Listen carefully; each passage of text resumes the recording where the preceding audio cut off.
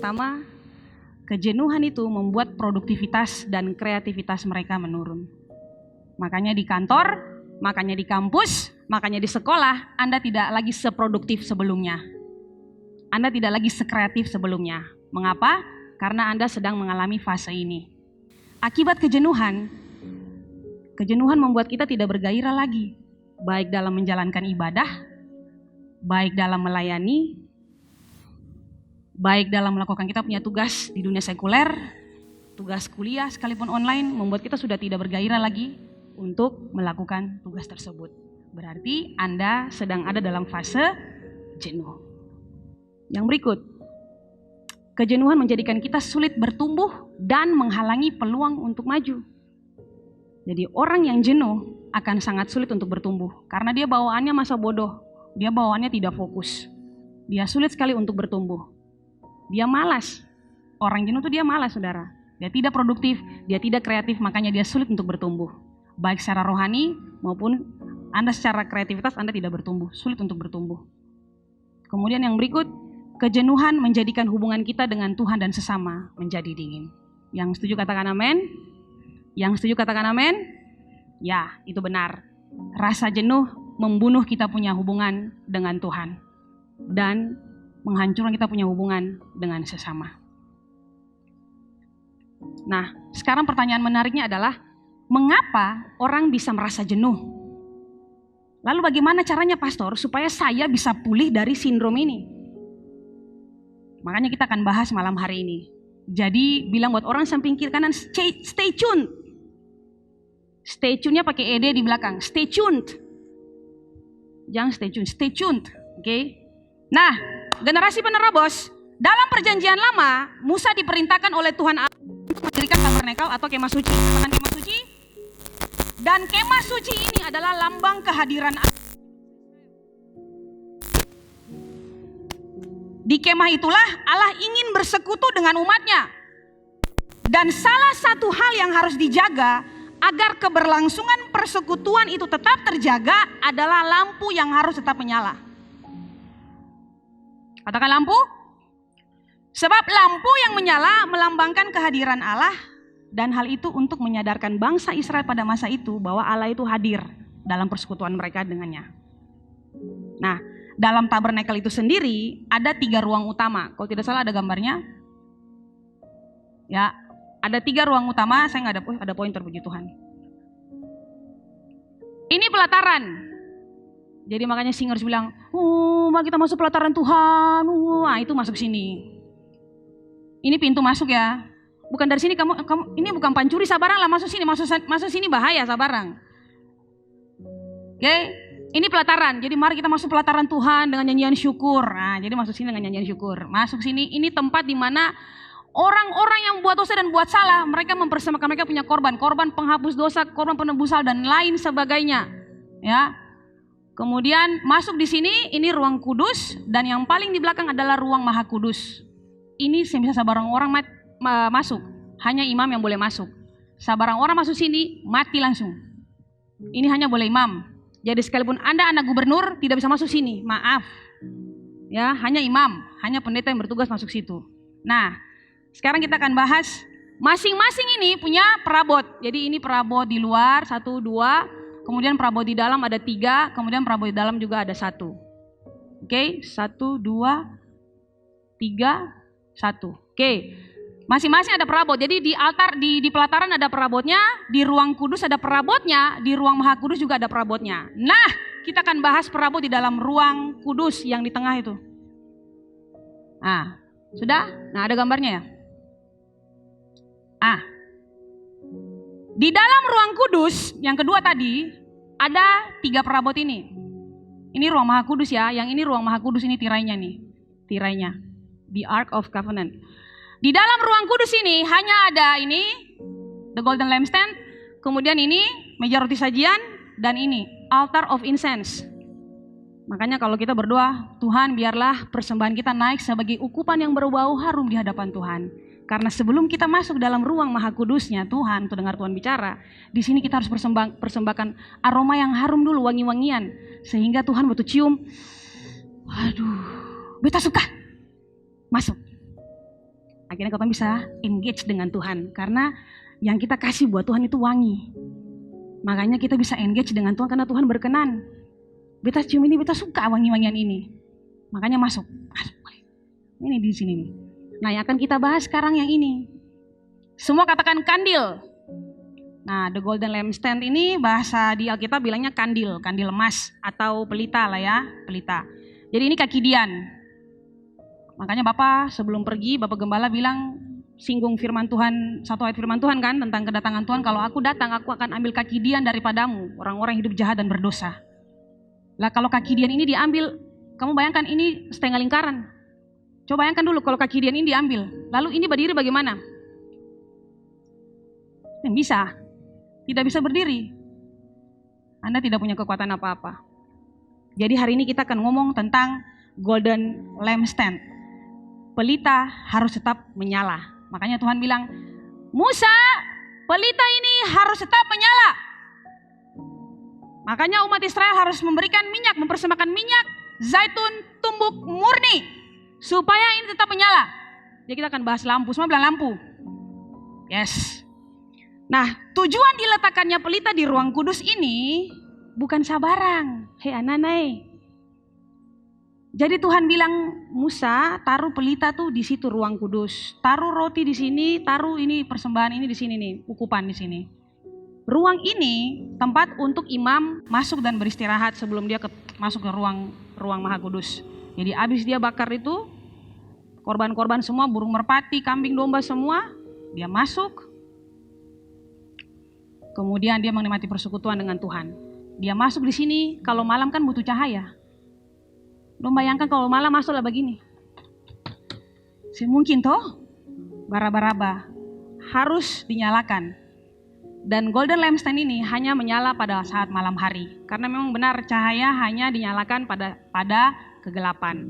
Cahaya hanya berfungsi dalam kegelapan. Jadi kalau siang tidak dinyalakan, malam saja baru dinyalakan. Yang nyalakan ini imam. Bukan Asher. Asher kasih nyala, saya bisa. Jadi harus imam yang kasih nyala itu barang itu sendiri. Oke, semua bilang imam. Nah, tujuan diletakkannya pelita di ruang kudus adalah supaya memberikan penerangan kepada ruang itu sendiri dan kepada imam yang bertugas itu. Supaya dia dengan mudahnya beraktivitas karena dia bisa melihat terang di dalam ruang kudus. Nah, sekarang kita lihat bentuk pelita yang ada di ruang kudus itu seperti ini kan? Ada gambar lain? Ya. Luar biasa. Dia harus bakar ya. Harus imam. Jadi dia harus bakar sendiri. Oke, saudara lihat. Mana tadi tuh? Ya. Ini pelita bentuknya seperti begini. Lalu bagaimana caranya supaya pelita itu dapat menyala? Dengar baik-baik. Allah memberikan perintah kepada Musa untuk membuat kandil emas itu lengkap dengan minyak untuk menyalakannya. Dan inilah hebatnya Tuhan. Hal sekecil apapun dia perhatikan. Sampai kepada minyak lampu pun dia bilang, Musa, beta mau minyak lampu itu dari buah zaitun. Apalagi Anda punya kehidupan makan minum yang kecil. Aduh, lebih dari itu Tuhan perhatikan. Amin. Ya, jadi jangan khawatir. Bilang orang samping kiri kanan, jangan khawatir. Dia turun tangan, saudara. Dia perhatikan dan dia tentukan. Nah, minyak untuk kandil emas haruslah terbuat dari minyak zaitun, Musa. Sekarang pertanyaannya gini, mengapa minyak zaitun Tuhan? Kan ada minyak tanah. Tuh? Kan ada minyak tanah Tuhan, kenapa harus minyak zaitun? Kan minyak kelapa kah, minyak apakah pada saat itu? Supaya aku menyala juga. Pakai obor kah? Repot lawan Tuhan harus pakai kandil emas. Nanti kalau Pastor Ewin kasih Bible study, kita akan ngomong tentang kandil emas punya semua tuh. Itu semua Tuhan tentukan. Semua harus 6, 1 di tengah, semua Tuhan tentukan. Bukan Musa pilih, kau suka di Ace, MCM, Labali, oh yang ini juga akan diseng. Tuhan bilang Musa dia harus begini, dia harus bercabang 6. Semua Tuhan tentukan. Jadi mengapa tidak minyak dari pohon lain, mengapa harus minyak dari pohon zaitun? Dan ini menarik waktu saya renungkan ini. Mari sama-sama kita belajar mengapa minyak pelita yang taruh di ruang kudusnya Tuhan haruslah dari pohon zaitun. Apa sih menariknya pohon zaitun? Sampai Tuhan bilang harus dari buah zaitun. Saya tidak mau yang lain. Nah, mari sama-sama kita lihat apa spesialnya pohon zaitun. 1, guys, pohon zaitun adalah jenis pohon yang dapat bertahan hidup ribuan tahun lamanya. Oke, ada fotonya. Bagian terpenting dari pohon zaitun justru tidak kelihatan. Bagian terpenting dari pohon ini, saudara, ada di bawah tanah. Katakan wow. Akarnya pohon zaitun yang panjang itu bisa sampai 6 meter. Menembus ke bawah tanah. Dan dia mulai merambat ke samping. Dan ini adalah rahasia kesuburan dan ketangguhan pohon ini. Akar semacam itu memungkinkan pohon zaitun yang tumbuh di lereng berbatu-batu bertahan selama musim kering, sementara pohon-pohon yang lain di lembah sudah mati kehausan. Tapi pohon zaitun tetap berdiri, saudara. Ini pohon, dia punya umur sangat lama, ribuan tahun ini pohon, bisa. Dia bertahan. Oke, kita balik ke poin. Dan tadi saya bilang, ini pohon, dia tertanam dan berakar kuat di dalam tanah. Ini spesialnya pohon zaitun. Dan ini ngomong tentang kita tertanam dan berakar kuat di dalam Tuhan. Katakan haleluya. Makanya Tuhan bilang, saya mau buah minyak dari pohon zaitun. Mengapa? Karena pohon zaitun tertanam dan berakar kuat di dalam tanah. Jadi ini ngomong tentang tertanam dan berakar kuat di dalam Tuhan. Minyak yang dihasilkan dari buah pohon zaitun, karena ini, dia harus tertanam dan berakar kuat di dalam Tuhan. Yang berikut, spesialnya pohon zaitun adalah meskipun sudah ditebang, akarnya segera bertunas kembali. Ini luar biasa. Dan ini ngomong tentang komitmen dan konsistensi kepada Tuhan. Katakan amin. Yes, ini spesialnya pohon zaitun, makanya Tuhan pilih dia jadi minyak, jadi persembahan di tempat kudusnya Tuhan. Spesial. Jadi Tuhan tuntut orang-orang yang punya komitmen dan konsistensi kepada Tuhan akan ditaruh di tempat kudusnya Tuhan. Tadi orang-orang yang tertanam dan berakar kuat dalam Tuhan, Tuhan pilih itu supaya taruh di dalam ruang kudusnya Tuhan. Sekarang yang berikut, mengapa apa spesialnya pohon zaitun? Nah, menurut penelitian, akar pohon zaitun dapat menembus ke dalam tanah hingga mencapai 6 meter untuk mencari sumber air. Sumber air sudah dekat. Ya kan? Dia tertanam 6 meter ke bawah dan dia mulai mencari, akarnya tuh berjalan ke samping kemana-mana untuk mencari sumber air. Katakan hebat. Dan karena hal inilah menyebabkan ini pohon tetap subur di musim kering, di lereng batu-batu. Dia tetap subur sekalipun dia bertumbuh di lereng batu. Karena dia punya akar itu mencari air. Dan ini ngomong tentang rasa lapar dan haus akan Tuhan. Hanya orang-orang yang lapar dan haus akan Tuhan yang dipakai Tuhan sebagai perabot di dalam ruang kudusnya Tuhan. Makanya Tuhan mau pohon zaitun. Tuhan mau hanya orang-orang yang punya karakter ini. Yang taruh di dalam ruang kudusnya Tuhan. Ada dalam persekutuan dengan Tuhan yang intim. Yang berikut, apa spesialnya pohon zaitun? Pohon zaitun dapat menghasilkan minyak dari buahnya. Ah, ini dia. Spesialnya pohon zaitun adalah pohon zaitun dapat menghasilkan minyak dari buahnya. Dan ini ngomong tentang harus menghasilkan buah. Hanya orang-orang yang menghasilkan buah saja yang layak dipakai di dalam ruang kudusnya Tuhan sebagai perabot di dalam rumah Tuhan. Kalau Anda tidak berbuah, maaf, Anda tidak bisa dipakai sebagai perabot yang berharga di rumah Tuhan. Nah, Allah katakan pelita atau kandil emas itu harus menggunakan minyak dari buah. Katakan buah. Katakan minyak dari buah. Zaitun tumbuk. Berarti buah zaitunnya harus ditumbuk. Tadi sudah berbuah, pastor. Oke, sekarang Tuhan bilang, Musa, saya mau minyak itu haruslah minyak yang ditumbuk. Katakan tumbuk. Katakan tumbuk. Saya buka dalam beberapa terjemahan bahasa Inggris, kata tumbuk menggunakan kata bitan, artinya dipukul atau ditumbuk. Terjemahan lain kata tumbuk menggunakan kata pressed, ditekan. ditekan. Dan terjemahan lain kata tumbuk menggunakan the best, yang terbaik. Berarti Musa, minyak zaitun beta mau minyak yang terbaik. Oke, karena terjemahan lain pakai kata yang terbaik, berarti tidak ada kata tumbuk. Jadi kalau saya mau gabungkan ini kalimat, berarti dapatnya adalah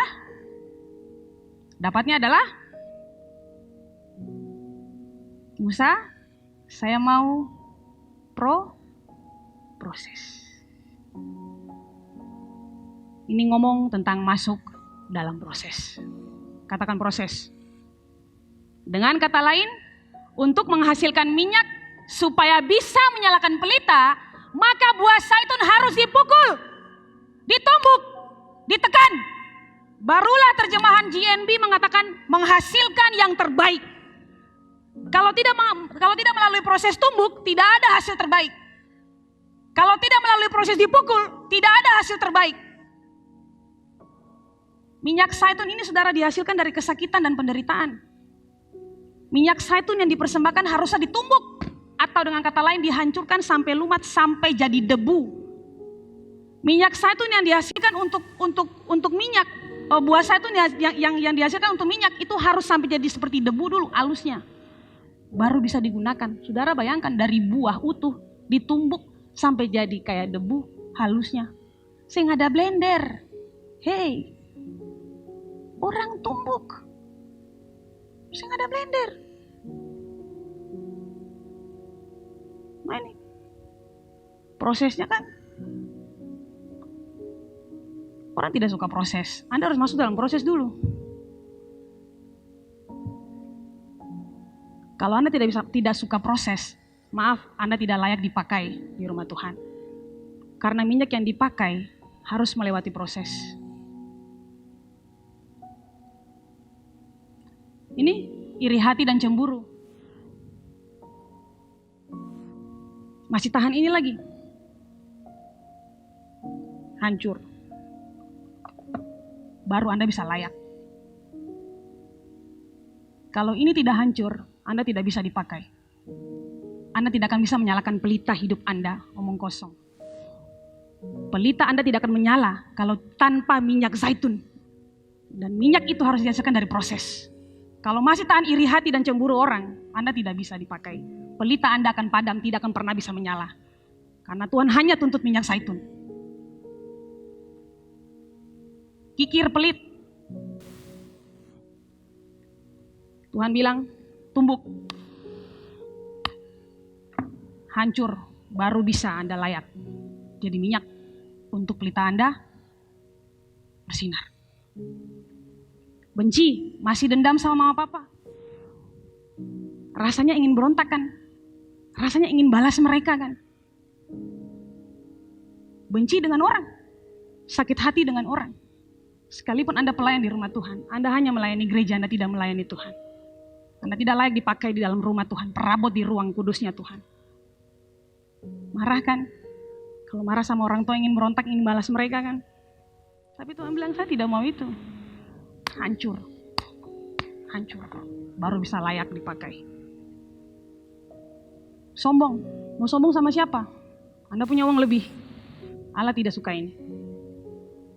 Ini harus hancur dulu. Tumbuk. Hancur dulu. Baru Anda bisa layak dipakai. Sehancur-hancurnya. Ini makan saya belum hancur semua. Berontak dengan orang tua. Kebiasaan berontak dengan orang tua. Suara besar dengan orang tua. Anda pelayan tapi Anda tidak dipakai oleh Tuhan. Di sini Anda begitu patuh dengan Anda punya pemimpin, tapi di rumah Anda begitu berontak dengan suara besar dengan orang tua. Anda tidak dipakai Tuhan. Anda yang bukan pelayan, Anda punya kebiasaan memberontak di rumah. Saya bilang, kalau Anda mau pelita Anda bersinar, matikan ini. Hancurkan dia. Hancur. Dia harus ditumbuk, dipres, ditumbuk. Ditumbuk. Hancur. Kalau tidak hancur, Anda tidak bisa dipakai. Cabul, pornografi, zina.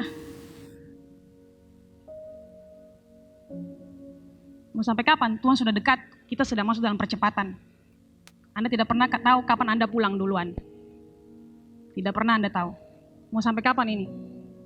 Ini harus mati. baru Anda bisa dipakai. Hancurkan dia. Asher maaf, pastor kotor di panggung. Terima kasih Dian dan juga Angel. Hancur. Tuhan bilang hancur. Ini proses. Setelah dia hancur, akan diolah jadi minyak. Diperas dulu, baru minyaknya keluar. Gila kan? Gila. Secara manusia kita pikir gila banget ini. Tapi Tuhan bilang kalau tidak hancur, Anda tidak bisa menyalakan pelita. Jangan mimpi Anda akan bersinar bagi orang lain. Karena ini dia punya minyak di sini. Tidak ada pelita tanpa minyak bisa menyala, tidak bisa. Semua pelita harus menyala dengan minyak.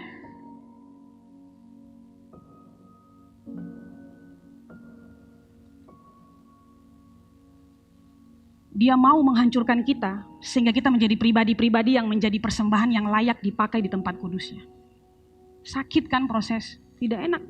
Saya harus mengampuni papa saya harus mengampuni mama saya. Tapi kalau Anda mau terang Anda bersinar, Anda harus dihancurkan. Saya percaya saudara bahwa sesuatu yang mengalami proses yang panjang akan menghasilkan kualitas yang kencang. Saya percaya itu, kualitas yang kuat. Saya terlalu percaya sesuatu yang mengalami proses yang panjang akan menghasilkan kualitas yang sangat kencang. Jadi kalau Anda merasa ini kok prosesnya lama sekali, saya mau bilang nikmati saja. Tuhan sedang membentuk minyak dalam diri Anda untuk siap dipakai memancarkan cahaya kemuliaan Tuhan. Amin. Tepuk tangan dulu buat Tuhan Yesus. Jadi katakan buat dirimu, bertahan sedikit lagi. 1, 2, 3. Bertahan sedikit lagi. Katakan buat dirimu sendiri, beta pasti bisa. Beta pasti bisa. Karena Tuhan sedang mempersiapkan minyak itu di dalam dirimu supaya engkau memancarkan cahaya kemuliaan Allah. Anda lihat, Allah hanya mau minyak untuk membakar pelita kandil emas dari minyak zaitun tumbuk murni. Ada kata murni di belakang. Berarti masih murni. Berarti tidak tercemar oleh apapun, tidak tercemar oleh kenajisan, keangkuhan, keegoisan, gosip, iri hati, cemburu, kebencian, dendam, dan lain-lain. Kemarin saya pasang status, hidup ini kita real sajalah, no drama.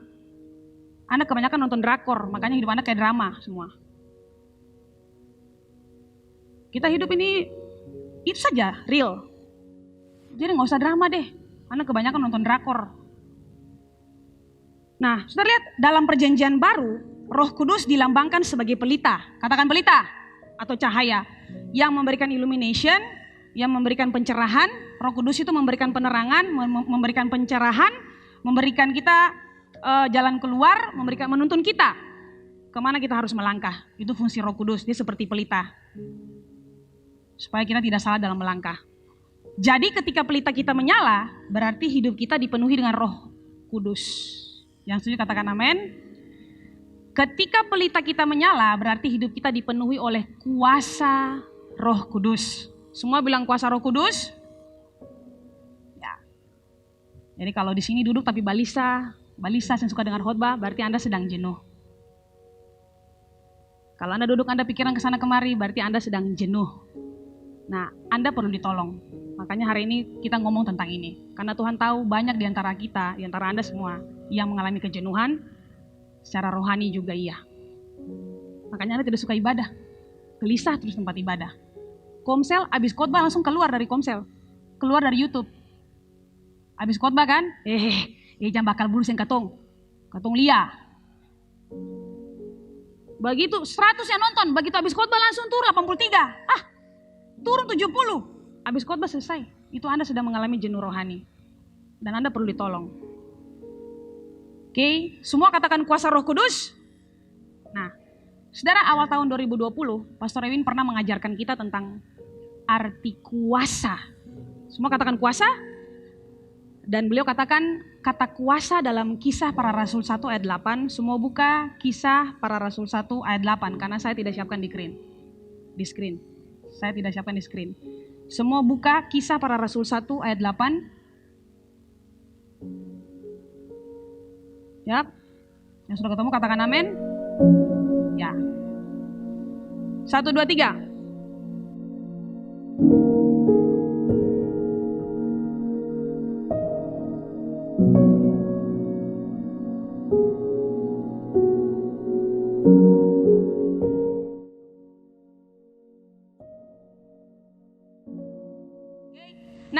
Dalam bahasa Yunani, bahasa asli Alkitab di Perjanjian Baru, itu kata kuasa itu digunakan kata dunamis. Anda masih ingat pengajarannya Pastor Ewin yang ini? Masih? Haleluya. Jadi menggunakan kata dunamis, yang juga merupakan akar kata dari dunamit.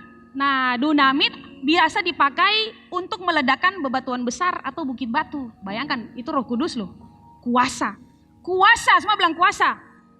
Kuasa itu dipakai untuk bisa menghancurkan hal-hal yang besar, yang keras, bebatuan, dunamit, semua bilang dunamit. Dan dunamit inilah yang membuat para murid mampu melakukan perkara besar dan luar biasa.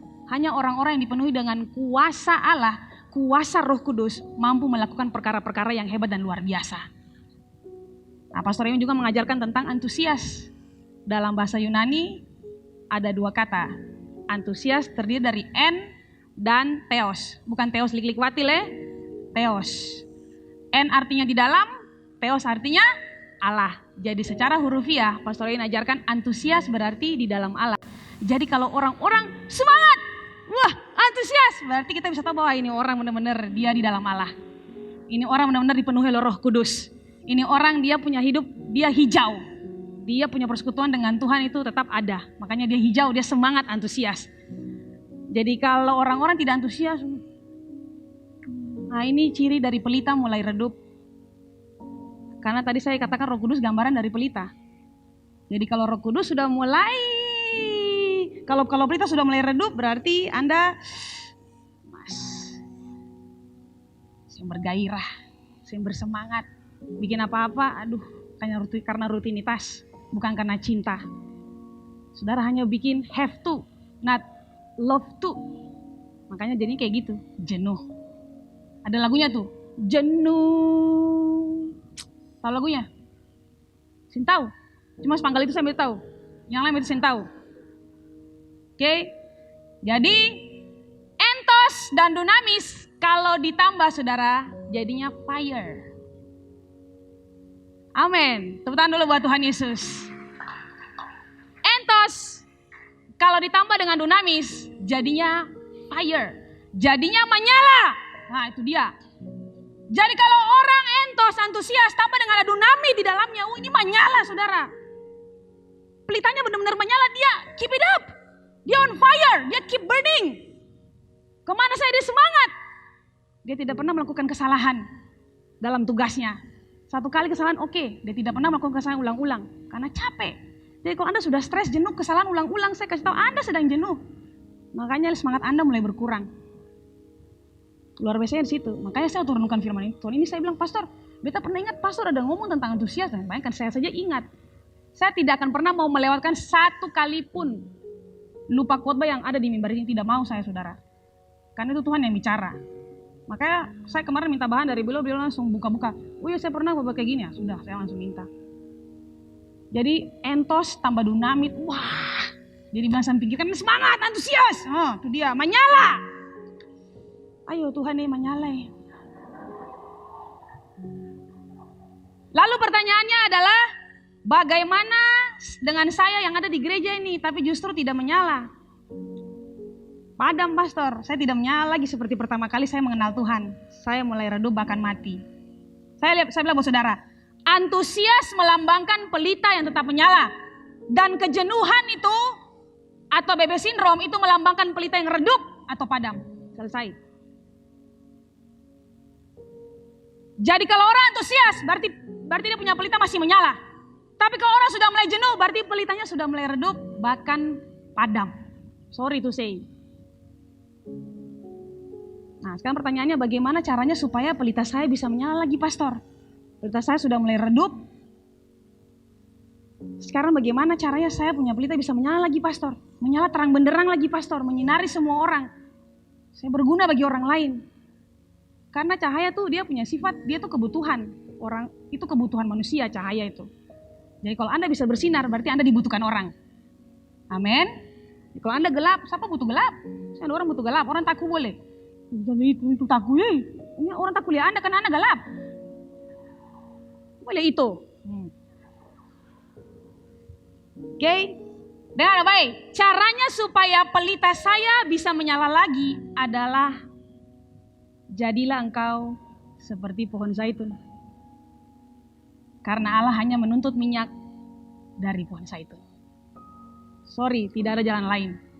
Caranya supaya Anda bisa punya pelita bisa menyala lagi adalah Anda harus jadi seperti pohon zaitun.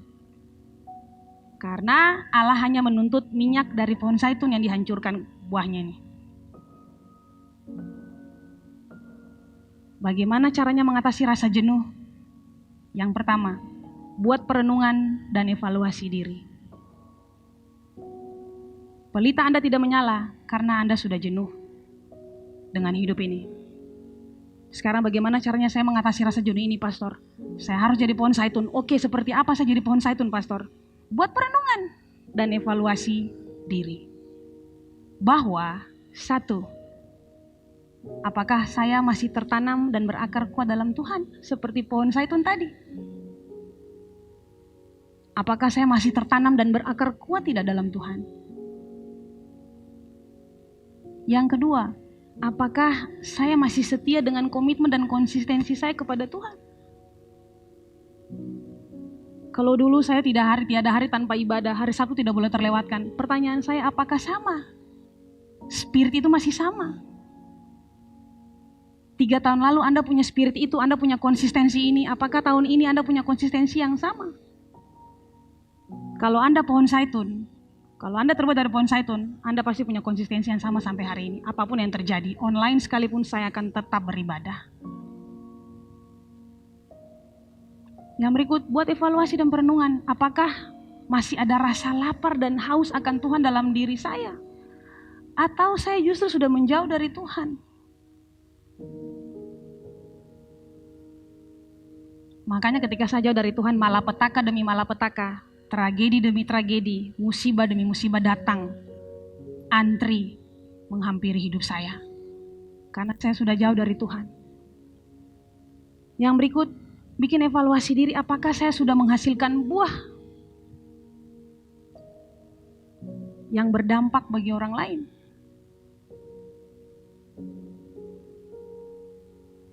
Anda harus bikin evaluasi dan perenungan buat diri Anda. Apakah saya ini pohon zaitun? Caranya buat Anda mengatasi rasa jenuh, Anda harus merenungkan apakah saya ini pohon zaitun atau pohon karet, pohon cili dan pohon tomat. Yang berikut, buat perenungan yang terakhir, apakah Anda suka diproses? Ini paling penting. Sebab kalau Anda tidak suka diproses, jangan pernah bermimpi Anda akan berdampak bagi orang lain. Dengar, kalau Anda sedang dalam proses Tuhan, bertahan saja, sebentar lagi pelita Anda akan menyala. Amin. Tahan saja. Kalau Anda sedang jenuh, itu sinyal bahwa saya butuh Tuhan lagi. Nggak apa-apa. Tuhan tahu saya jenuh sekali, Pastor. Saya sumpek banget, Pastor. Berarti Anda butuh. Yang kedua, istirahat. Untuk yang mengalami burnout syndrome, Anda butuh istirahat sejenak. Selah. Kata Bapak Gembala, selah itu penting. Semua bilang selah. Lupa ya, selah itu penting. Jadi bagi Anda yang mengalami burnout, artinya stres karena terlalu banyak padat aktivitas. Saya kasih tahu jalan keluar yang kedua supaya Anda tidak jenuh. Cara mengatasinya adalah pergi jalan-jalan. Istirahat sejenak. Keluar. Pergi jalan-jalan. Rame-rame ya, yang pasang-pasangan coba pergi berempat lah, berlima. Sebab kalau 2 setan tolak iblis kopeng ngagol. Oke, refreshing sebentar kalau memang dibutuhkan. Tidur yang cukup, jangan tidur sang orang. Tidur yang cukup, semua bilang, Anda tidur berlebihan. Makanya sakit kepala keseng. Kayak anak bayi saja. Sedikit tidur. Ingat baik-baik, kandil emas hanya dinyalakan pada malam hari karena cahaya hanya dibutuhkan ketika dalam gelap. Jadi jangan bikin diri inti, forsir tenaga sang Spiderman. Hei, kandil emas ini nyalakan cuma malam, siang seng. Kamu mau nyala dari malam, listrik mahal.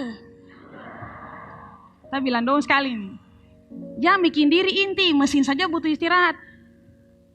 Baik Pastor, kandil di rumah Tuhan di ruang kudus hanya nyalakan malam loh. Imam itu nyalakan hanya malam. Karena dia butuh cahaya kan. Siang gas mati, pagi. kamu sing pagi malam sampai berapa pagi. Bagaimana sing tumbang? Karena bikin diri inti. Makanya burnout kan, habis terkuras. Hari Sabtu tuh hari bacuci internasional. Hari Sabtu juga maskeran of the day. Nyalon of the day. Come on, refreshing, amen. Hari Sabtu, tapi jangan lupa jam doa. Dan kamu nyalon, lupa doa, boleh, amen. Tepuk tangan dulu buat Tuhan Yesus,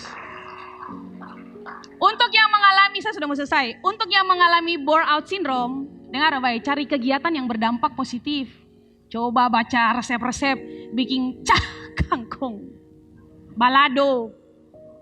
Coba cari resep yang ini supaya Anda juga nggak bored, nggak bosan. Kalau Anda bilang boring salah ya, harus bilang bored. Supaya Anda nggak bored, Anda nggak bosan gitu. Supaya jangan mengalami burnout syndrome, Anda harus cari kegiatan berdampak. Seperti soalnya masak, ya kan? Apa di rumah? Siram tanaman, pagi, siang, sore, malam tanaman mati. Tanaman bilang, hai, saya siram tanaman, butuh istirahat. Sabar dulu. Bayangkan kalau Anda diguyur 24 jam. Semaput tidak? Semaput. Oleh tanaman. Jadi ingat, ya melayani Tuhan lah. Kalau Anda butuh pekerjaan, melayani Tuhan. Jangan lepas melayani Tuhan. Barang yang lain. Pasang AC di neraka. Pasang AC di neraka. Bisa? Bisa pasang AC di neraka? Bisa? Bisa? Kalau Anda bisa, jago. Sekarang sudah. Oke? Ingat, ada siang, ada malam lagi. Cahaya dalam dirimu harus diaktifkan pada malam hari. Cahaya itu haruslah berdampak supaya orang lain bisa lihat. Anda itu bercahaya loh, amin. Jadi nyalakan cahaya Anda. Yang tadi tuh cahayanya jangan sampai overload. Artinya malam saja, siang istirahat. Amin. Yang sekarang yang bore out ini, kamu mati akan cahaya tupar apa? Orang lain butuh kamu cahaya. Kasnya lah tuh cahaya. Pamalas kasnya lah itu cahaya. Makanya orang tidak bisa lihat bahwa Anda punya keunikan. Dia punya keunikan apa? Rival tuh kemarin kita cerita soal rival itu luar biasa. Kita bilang aneh, ini dia mengapa lah? Ini orang ini aneh. Rival, emo. Tutup ini. Jangan sondor suara orang. Dia lagi Tuhan panggil dia, nanti dia main bass. Tuhan yang betul saja Mama Mia ada orang. Panggil dia, nanti dia main bass. Siap. Kita panggil Nyom bisa main bass. Kau sing gitar saya yang ada mau main gitar. Sudah mau keseng? Mau, oke, maju.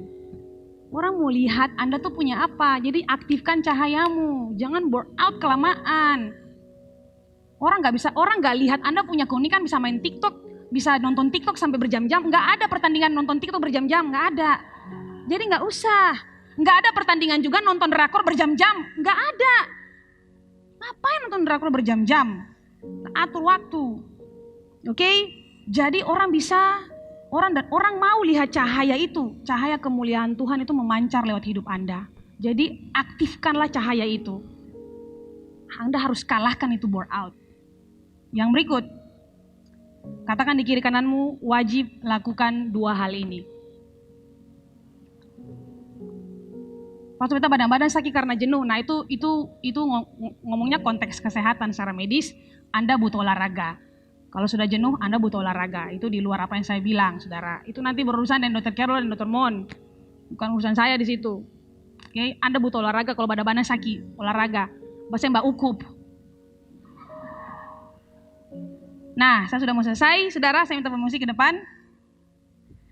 Kalau hidup Anda bukanlah seperti cerminan pohon zaitun, maka Anda tidak bisa menghasilkan minyak untuk menerangi dunia.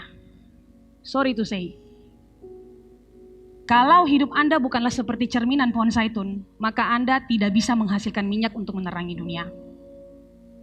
Yesus berkata, kamu adalah terang dunia. Dengan kata lain, Yesus mau bilang bahwa kamu adalah pelita yang menerangi dunia ini. Saya kasih tahu buat Anda, bore out dan burn out diatasi dengan cara knock it out. Selesai. lumpuhkan dia, jatuhkan dia. Oke, burn out and bore out diatasi dengan cara knock it out. Kasih KO dia, kasih jatuh dia, kasih jatuh perasaan itu, jenuh itu. Bangkit lagi, bergairah kembali. Keep it up, keep shining, keep burning.